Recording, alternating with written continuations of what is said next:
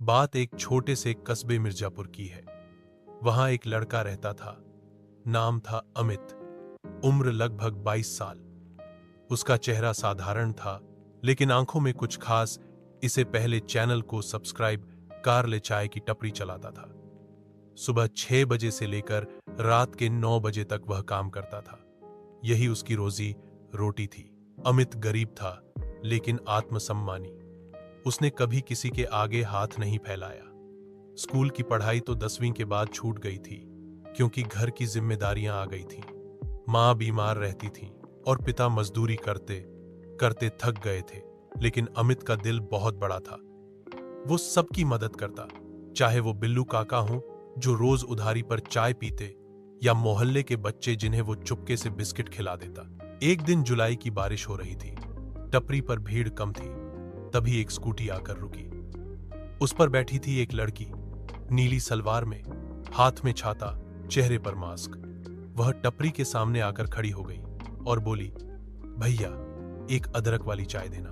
अमित ने मुस्कुराते हुए कहा, अभी बनती है दीदी, बैठिए जब तक बारिश भी रुक जाएगी। लड़की ने आंखों से मुस्कुराया और वहीं एक लकड़ी की बेंच पर बैठ गई। उस दिन अमित ने चाय में कुछ और ही स्वाद डाला, शायद दिल का। लड़की का नाम था श्रुति।